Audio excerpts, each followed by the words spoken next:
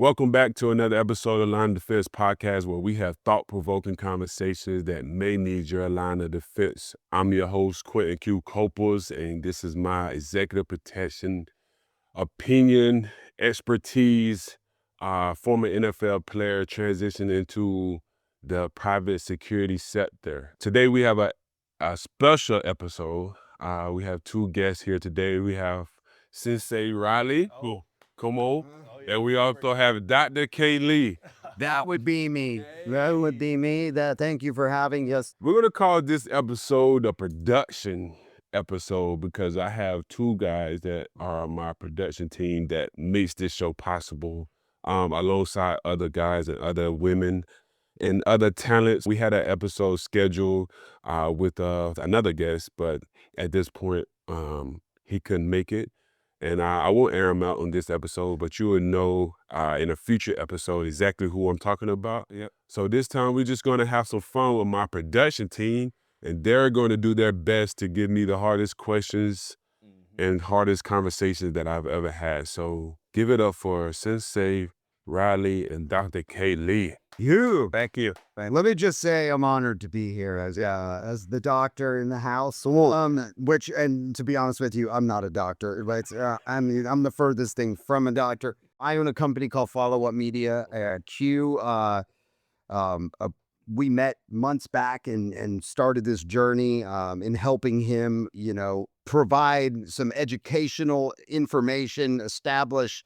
He already is a thought leader, but really wanted to highlight that in a way that is brand aligned with his protection company. And that is how Line of Defense podcast was born, based on his, working defense in the NFL to now, helping defend high net worth individuals, CEOs, entertainers, you name it. Come on. Quinton Coples. Let's go, baby. It is ready to protect that ass. Come on. I couldn't have had a better introduction than that. Come on. So let me do this, because this was kind of completely organic. Spur of the moment. We had to pivot because this is not what the episode and the schedule today had in line for us. But I do think it's going to open up some Q&A between us that would really shed light on, the science behind EP, executive protection, the strategy that you implement in your day-to-day business, that probably separates you from the rest. Correct. And so, I guess for those unfamiliar with executive protection, or EP, not to be confused with ED, okay, begin. Executive protection, versus traditional security. Right. Quinton, what's the line? What is it? I know they're two different terms, and obviously they're different syllables, but what is the difference? Regular security basically is just presence. It's a presence there to kind of redirect any form of threat. That's how I put it. Executive protection is a highly thought out process that provides not only just protection, but it's able to also pivot and do different maneuvers in regards to maybe you need to know where a certain place is or a certain location, how to get there. We do advancement, which is do different routes. We set up different vehicles. Some people own bulletproof cars, some people own a regular car. So we have a lot of more resources than the average security person, which is just there for any type of imminent threat. More like a deterrent for sure. Right. If you're a security guard, and we're not knocking security guards. We're not. No. Out front of a bank or a jewelry store, they're just kind of hovering around, watching people come and go, opening the door for somebody. But correct. Ultimately, they're not going to. There's not a huge level of strategy because they're not moving. They're kind of in that. He knows where the ins and outs of that building are, and that's essentially what he's guarding. There's not a certain skill set that comes with hiring an actual security guard. They're more there for employment and to report to the police. There's no discredit in them for that, but EP more so know how to eliminate a threat and also provide security to a venue or an individual itself. And if necessary, we will also report to local authorities. Is there a difference in approaching, I guess I would probably common sense would tell me that there's some level of the same. But when you're going to protect an entertainer or an athlete versus protecting like the CEO of a healthcare company, Correct. is there a difference? Like, is there like how is there a difference between protecting those or no? Because they're all high value targets, I guess you'd say. It's not a difference. I think each individual has its own specifics in regards to how they want to be protected. Some people want to be anonymous. They want you to be a presence. So it just depends on the actual client. There are different sectors or scenarios or places that, doctors like to go versus athletes like to go. So you can kind of get a telltale in regards to how that actual detail will go. But for the most part, it's really based off the individual. Some people don't like to be bothered. Some people do like to be bothered. Some people don't even want to know if there was ever a threat. Some people like to know every detail in regards to whether there was a threat, what they did wrong, how they could have did something better. It just depends on the individual, correct? Gotcha. So, and I guess pointing like, and I know this is might be a question, and I guess it's probably on an individual moral basis. Mhm. But you look at like all the shit that happened with Diddy, right? Correct. And he a very powerful music mogul. Been listening to Bad Boy Records for in my life, drinking his vodka. I mean, wearing his clothes. Other I than mean, everything.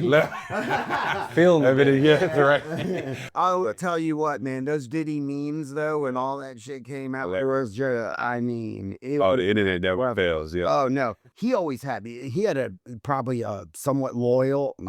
I would imagine over the years he probably got rid of some, but his security Yeah. detail probably pretty vast, probably led by a head guy. Is it easy to get trapped into working with somebody that's got all that money? Because like obviously at one part you're a security, Right. you're part of his security. Maybe you're the lead on it, Right. but then you're also on the payroll. Correct. And it's like, I would imagine his team probably did things that, and were brought into things that Mhm. they might have not have been wanted to be a part of, but Right. like, oh, this not paying my damn check. Correct. I mean, does that make, I don't know. I guess is that from an industry, and I'm not saying that, I guess is that like a industry wide, I guess, would you see that a lot of EP, like, companies that are in those roles end up giving away? I probably give up my morals. I'll be honest with you. Sign the dot. He signed the line. As a man. He's out of there. Yeah, I'm sorry, I'm guys. sorry. My code I love the ethics baby is out oil. the door. Yeah. But, sorry. But I mean, like, I guess I don't even know what I'm really asking. I mean, is Yeah. that a hard, easy trap to fall into? Throughout my time in the industry, I've seen a lot of guys fall victim to a lot of the things that their particular client is engaged with. One of the things we do here at Kingsmen Protection is we don't allow our morals and the things that we stand on as an individual to interfere with the business. And what that means is that we don't cooperate in anything that may be immoral or anything that may be against what we believe in. However, we're there for specific jobs. The duty to protect them, the duty to make sure that their environment is safe for whatever situation they may be. Now, I don't think any of what Diddy did, in regards to what they're alleging him to do and what they are saying that he has done, but I will say that you will be in situations that may compromise your morals or whatever. However, nothing should interfere with you actually doing your job. Nothing should interfere with you actually protecting the principal. Right. And you would just have to, I would say, it depends on how you are as a protector. Do you use therapy or do you use, conversations with different people, your homeboys or your homegirls or things of that nature? Allow that to be your outlet resource. You don't have to name names because a lot of times with high net worth individuals, you sign NDAs, so you don't have to discuss that person individually. You may need an outlet to be able to say what happened and just get it out of your system because there are a lot of dark things that can happen that you are not allowed to speak on in regards to the actual individual, but you're allowed to actually speak on it in regards to experience. I wonder if there is ever one and anyone out there so honest with the hiring, um, of executive. Listen, you and I are going to get real close over the years, Yeah. and you're going to need therapy. Some you'll be surprised. Some individuals will give you a heads up that it's going to be a roller coaster, a crazy experience. A lot of contracts and a lot of job opportunities come through third party. And what I mean by that is there's someone B2B or where basically somebody had worked for them, they couldn't do this particular detail, and they may put you on to another detail, somebody who's already been vetted, somebody that's already been trusted, and usually that's how that connection happens when it comes to high net worth individual, because they kind of all run in the same circle. Right. And so, or they may catch you out and they see how you protected this person and they want to get your information. Executive assistants, I mean, they were Managers, assistants for this family. person, and they Yeah, I've had family observe me and reached out. You know, I had a father reach out to me about a particular client, and he just was in contact with me because he saw me on tour with another client, and he was like, "Hey, I want you to represent my daughter. I want to get your contact, get your information," and we built a relationship and went forward from there. So it can happen via a friend, via manager, via family. You know, you never know. As long as you're doing a good job, you will be seen. Nowadays, 2025, it's kind of, I wouldn't say accepted, but it's almost normalized as like a man not being that protector, like old school protection. You have a sister, correct? Right. That you felt like you were kind of born to protect. Like you can't have a company and not have that in your heart from a young age. Was it the NFL that transitioned you into thinking in that protective like mode mindset, or is it like a family member growing up? What was it? I think it was just being, so I'm younger than my sister. I was the man of two, well, it was three, me, my mom, and my sister, and me. And although my mom did get remarried later, I do think that there was a time that I felt like I needed to protect her and my sister at all costs. And growing up in the environment that I grew up, I think it's a natural thing for me and people that grow up in those inner city environments and things of that nature, urban environments. It's easy for us to kind of sway to being a protector, sway to having to fight to get out of those situations, those conditions. And so it just naturally came to me. And then I started progressively being an armor bearer in church, and then understanding the security details of that. I always have a conversation with law enforcement. Right. And it just kind of progressively grew. And so once I got out of the NFL, I just felt the need to kind of explore that option more and do it at a high level as well. Wow. Yeah. Oh, that makes total sense. And Ryley, do you want to ask him? This might be a good time to transition about your lack of rear delts. Do you want to maybe ask you who lacking rear delts? But you know, like, since the girl that was in here yesterday tried to give you advice on exercises to build those puppies up. Well, so How was her red delts?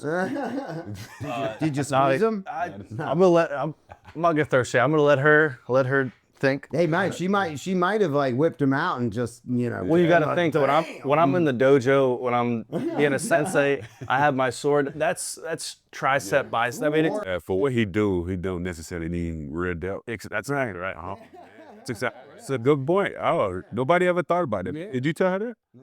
I did. I was scared with it. Oh, it was that tight. Some things are more physically taxing on you, and other things are more mentally taxing on you. And, you know, I would imagine the business you're in is a bit of both. You know, obviously your goal probably on a daily basis isn't to fuck nobody up. Correct. Right. You know, and probably to not put your hands on Right. people. For you and for any like good either company out there or executive protection agent or protector, executive There you go. protector. Yeah, either or works. Yeah. What do you think is, you know, just a good, healthy thing that you can, how do you condition that? Obviously, you can work out your body, right? Yeah, no, I think it's a very great question. I think it depends on the individual, but some just, you know, foundational, fundamental things that you could do. Obviously, train cardio. I think will increase your heart rate. It'll allow you to actually be able to make a decisive decision and be on point with exactly what you want to accomplish in that event and whatnot. So increasing your heart rate, being healthy. So I think anywhere between 15 to a good healthy 25% body fat is okay. I would say try to stay anywhere between 15 and 20. But I've seen some good guys that's 25% and that's still in fairly good shape. That will be another factor that I think is very important that's get overlooked in this industry. Muscle wise, I'm cool with you being as strong as you possibly can, but I think that there's mobility that has to come with that. For example, if somebody jumps on stage or, somebody breaches a barrier, you being the strongest person in the room might not be beneficial because you can't bend, and these people are going to try their best to do whatever they can to get to the principal. So, just being strong enough, once you grab them, that's when strength will come into place. Wow. But if you can't grab them, then you get juked and you fall on your face and now your initials get high and now and to be a damn turtle and you can't. Those type of situations, and now they don't see, one that got through, so now the other 10 that was watching to see if it was going to happen, now they running. So you don't want to be in that situation where you just overly strong and steroid out is what I call it. Yeah. As far as mental, I always say I'm a man of faith, so I always pray first and foremost prior to you doing that detail and post detail. And then outside of that, meditation works. But I find it hard for a lot of men because we're thinkers, we're doers.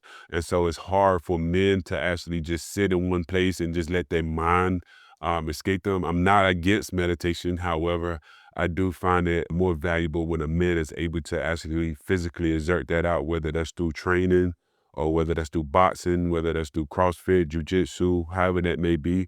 I feel like that's a little bit more therapeutic and more releasing than the actual meditation. So I have a story. Okay. I'm going to tell you, and it was something that it was an achievement for me, and it was and it actually there are actors like Leonardo DiCaprio who could not complete this task, Correct. and I was cast for a low budget, just campy horror movie. It was just, but it was a budget though, so that's good. Well, We'll take that. but it was low, low. It wasn't blockbuster horror. Hey, we take all budgets. He got access to the snack table. Come on. So actually, there was actually no food services. No. So, but I have been on set where there was food services, but Too much food. So I was playing a guy that was feeding lines to this maniac, psychotic, just it was the dude who played Jason in Friday the 13th. Okay. In the I think from part 2 to part 8. He looks like a maniac. Okay. Anyway, and I was gonna piss him off, I was gonna laugh at him, he was gonna pick up this camera and he was gonna smash my head in with this fucking camera and blood was gonna squirt. Okay. So they had to make a cast of my face. Yeah. So meaning they had to take this plaster and pour it. Suffocate you. Literally suffocate you. So first they put this thing to pull your hair back, and so it's all flat, and then they put literally this stuff. You feel it just, and so you've got a little straw, like just the nose holes, like just 2 little straws. Your mouth, just everything is sealed, and it's crazy because as they're putting it on you, and they're like, "Give me thumbs up if you're good. Give me thumbs down if you need to come out this thing," because it takes like 35, 40 minutes to cure. So if you are sitting there and as the stuff goes over your ears, you can hear everybody like you can hear me now. Right. But everything starts to become so faint in the distance. So even the talk is seems like it's really far away. And you can't move your face because you can't make a facial expression. You just have to sit there and get into, I don't even know what it was. I guess meditation of some sort, but I mean, you have no senses about you anymore. Everything is taken away. And so it was, and the reason I say this, because it was almost like an out-of-body experience. And long story short, you might say, good story, don't ever tell anybody. But after about 40, probably 25, 30 minutes, they did a check-in with me because I literally had zoned out to a place where, and they were like, Kristian or Dr. K. Lee.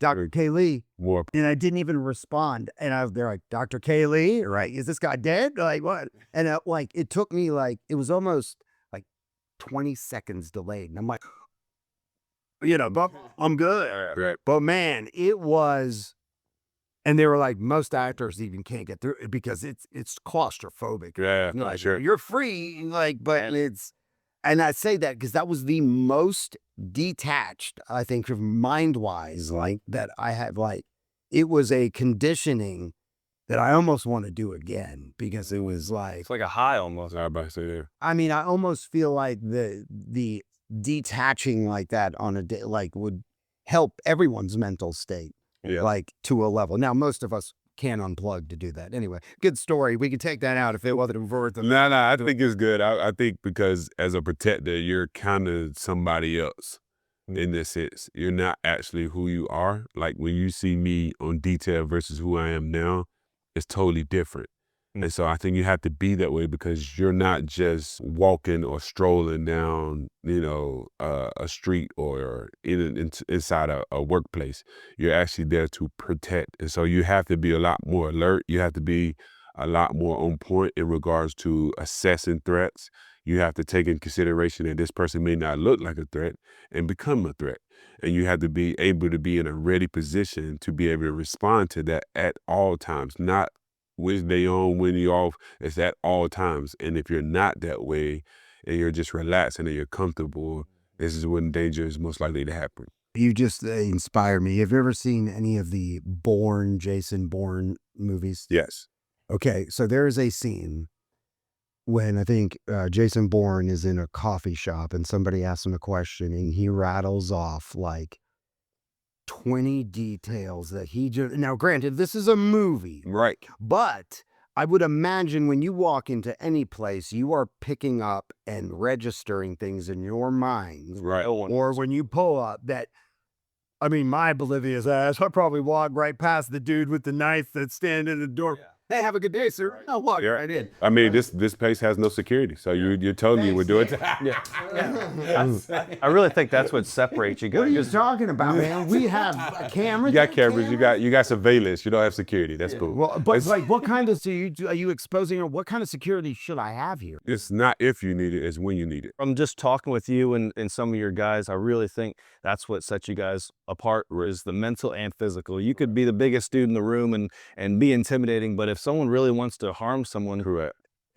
You got to have that mental capacity of, right, I could really hurt this person, but I'm here for a specific reason. I'm getting paid to do this, and I really do think that The size of a person does not matter. No, Comes not at all. or hurt. Yeah, it's not a size industry. I've seen some of the biggest get knocked out and leave their principal very vulnerable. Yeah. So it's not about that. It's a skill set, and that's kind of the difference between EP and security. Security, you kind of got the presence, the body presence to deter a threat based off physicality.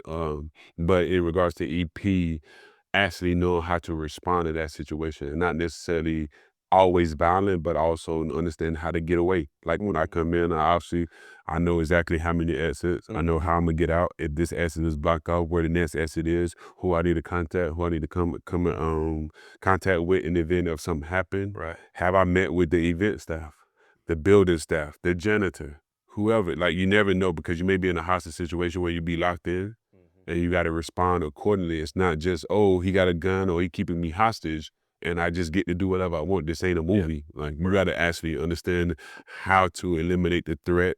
What way can you do that legally?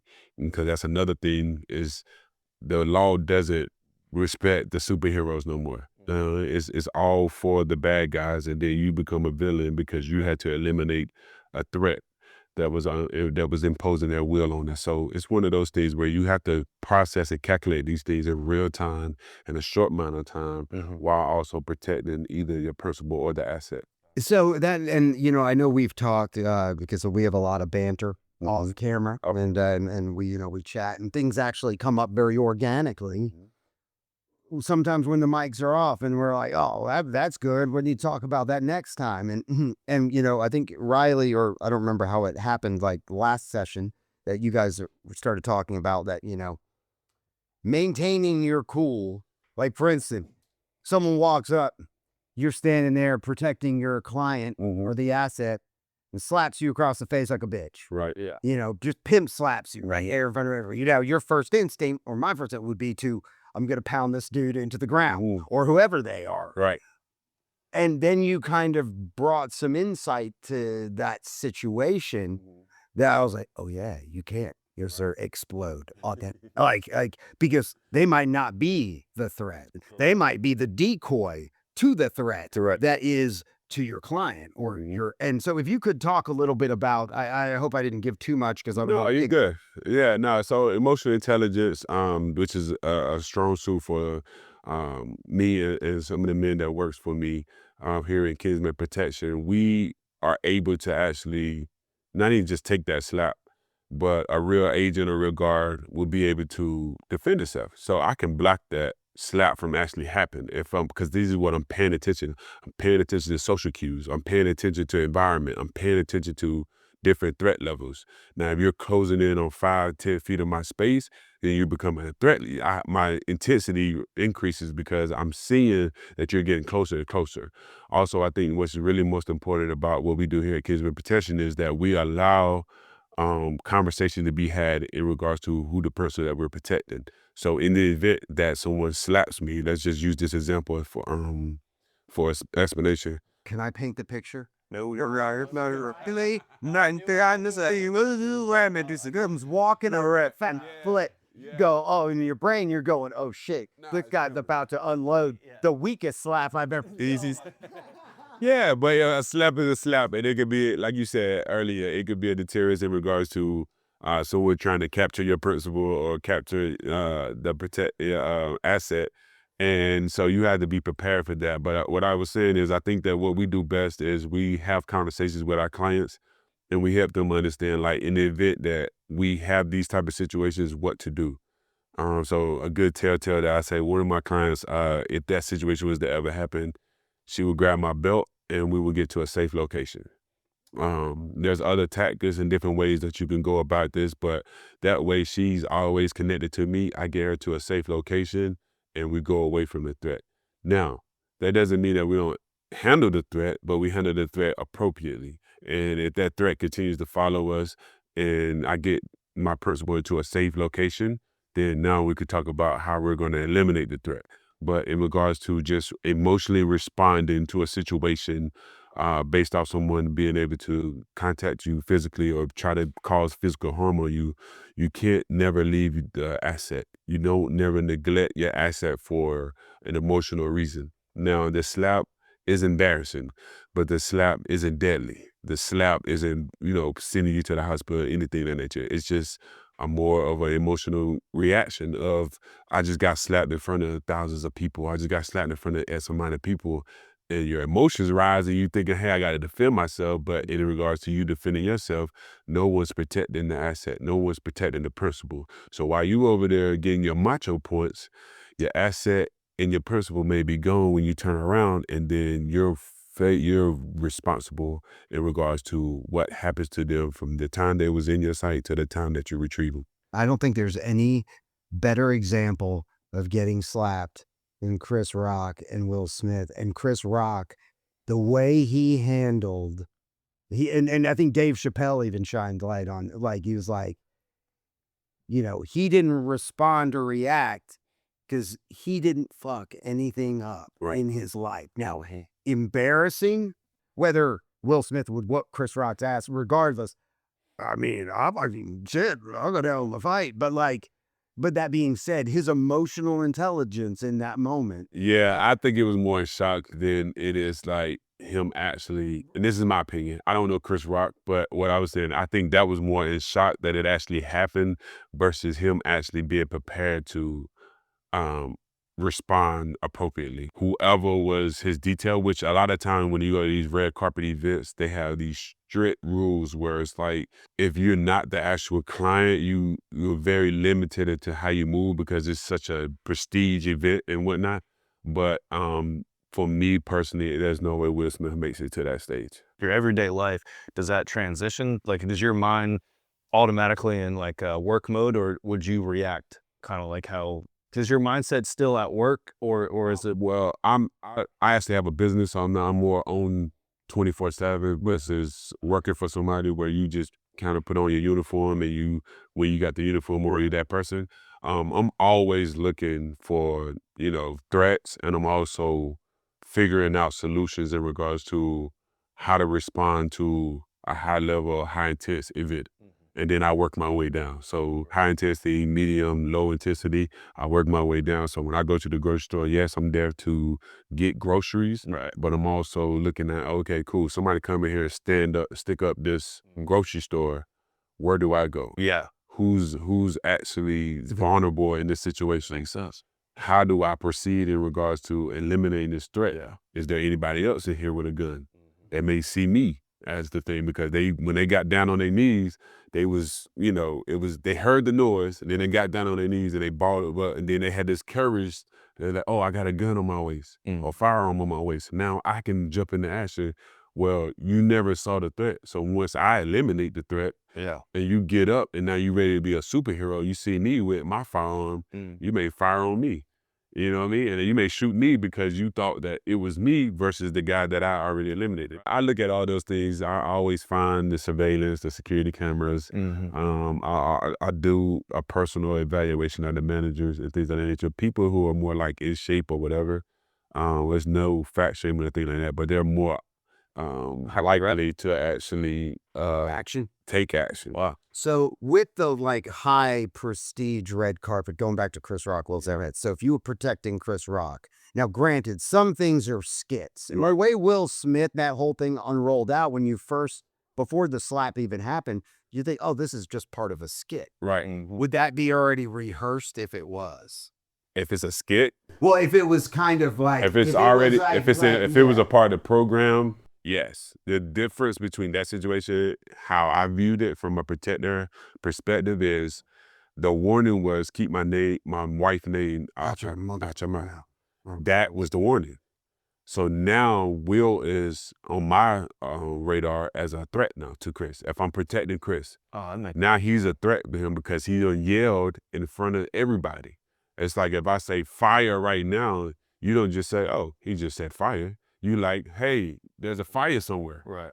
And now you way more alert than you were. You just said, hey, he just said, there's a guy that just said fire. Yeah. You know what I mean? So that was the warning of like, hey, I'm already there. I just haven't made that move yet. I'm already the threat assessment. Somebody who is trying to get close. So maybe they started at 25 feet. And then you're looking around in the crowd and you just scanning the crowd and you see them get 20 feet. You can just scan in the crowd. Now they 5 feet. This person isn't just, here. They're either trying to get to, it could be something as simple as a picture and an autograph. However, they don't already broke the barrier of the 10-foot rule. Do you ever get to where you're like, exactly the scenario that you just talked about? You looked, you stare at the crowd, you look back, you do it again, and they are almost on you, and you are about to just, and then the husband comes out of nowhere and goes, hey! It's always family. Because they're like, the person's directly behind you, but maybe you didn't see, and they're like, come on, hurry. So, it's funny because I have a client that has like a big family, and you don't get you kind of do your research and you kind of talk to them about the immediate family, but you don't talk about the first cousin, right? Or the uncle, or nothing like that. And so when you're in these, and so when you're in these situations where it's like, no.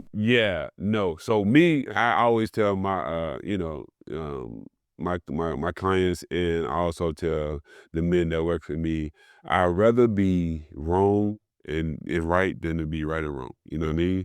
And so what that means is I would rather stop this person and question them before allowing them access and they be the wrong person. Right. Because you never know. You never know. You know what I mean? And I'd rather be that person that was, wrong but right, and then to be right than wrong. You ask for forgiveness rather than permission. Like, so it's like, but I'm doing what I'm hired to do. No, right. I'm not, so it's not even necessarily I need to apologize. It's just, I don't know you.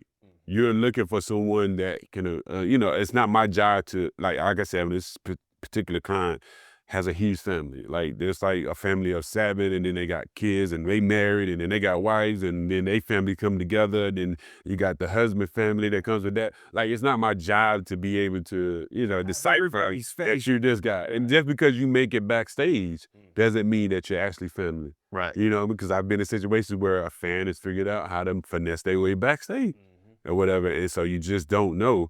And that is the craziest part about those type of situations, because you will run into them. And then they also, you got to think about family and friends that's in the industry as well, or the entertainment business as well, and then their kids see you and see the client, you know what I mean? And it's like, oh, auntie or uncle, and it's like, oh, I'm sorry. And then they have an entitlement because they are, not to say this is a situation, but they're Jamie Foxx's nephew.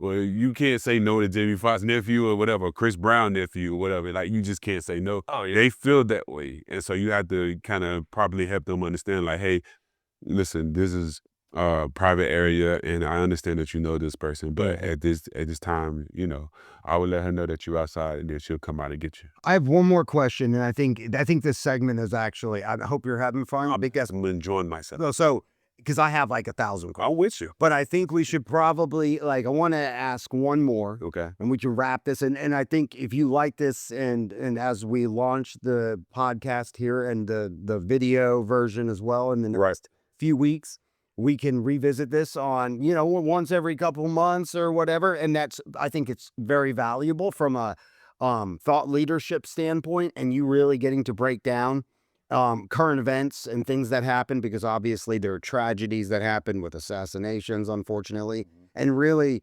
things on a daily basis in the news that, expose certain security failures that, you definitely will have some takes on. But because of social media, celebrity, content creator, influencer, whatever you want to call these people. Right.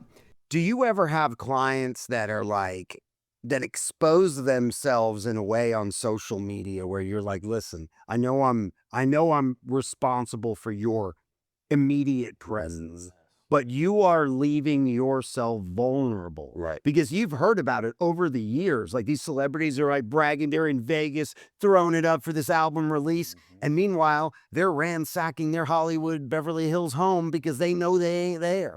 Yeah. So it's like, do you ever like see that, does that register with you and go, hey, listen, we don't have as big of a security detail at the house as probably should?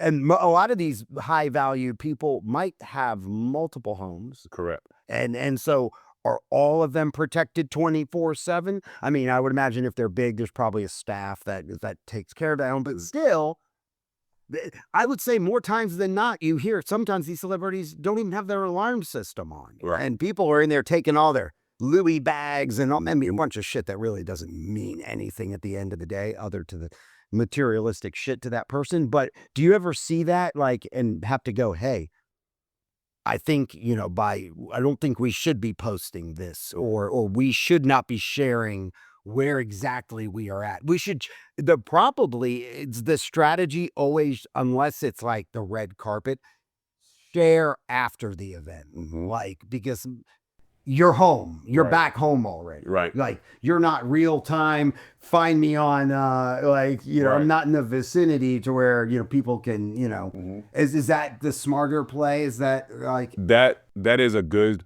point or a reference in regards to how to approach that situation.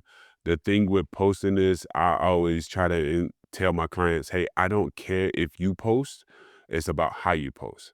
Now, I wouldn't go live and say I'm here if I don't have anybody at home, or if my house has been exposed by some influencer that goes around and finds all the celebrity houses and posts it and talks about how many bedrooms and things like that's been already exposed. Then I wouldn't go live and say that I'm here or I'm there.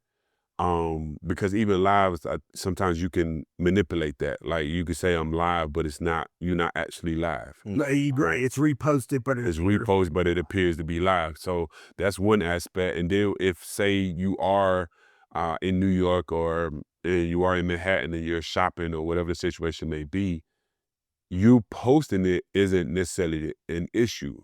It's the fact that if you're telling them that you're there. Because if you just post it, it's not telling me that you're there. It's just saying that you have obtained an experience, you've been this bag or this type of thing. You're just going to let that right. But when you go and you say, hey, I'm outside Saxville doing this, or I'm this, I'm like this, I'm getting on the You don't want to check in. You don't want to allow them to actually have the type of detail that says I'm not home, because now they have what I call reason to be a thief. You know what I mean? Because it's like, hey, you've let me know that you're out of town. So now I have amount of time. I have time to actually plan this out versus me sporadically popping up and eventually getting caught. Yeah, I mean, like, I would have to think that celebrity, and of course that comes with celebrity, I guess, but high net worth CEOs, we could talk about executives as well, because, they are in their own right a celebrity. Right. The CEO of a Fortune 5, the CEO of Apple, Right. whether, he's like, he doesn't have paparazzi following him, and no one cares what he's wearing, but he is a big deal. And so, obviously there are a lot of people that would love a free ride and taking what he has Right. because they know he's got money, and people don't really care Yeah. what if he's. They see a vulnerability and they'll execute on it. Absolutely. Like, if they have the opportunity to, then they will. But I like to tell people now that it's kind of upgraded. The theft and robbery game is kind of upgraded to now scamming, which is, I think, just recorded to be a $1 trillion industry. So it's one of those things where I try to tell them to make sure that they, they got a VPN or they got some type of layer of security to be able to protect themselves virtually. More so because those assets are a lot more valuable than a Louis bag or some shoes or things of that nature. Don't touch my crypto. They say, which is a more, a asset that's actually turning over and making you money, and it impacts your income.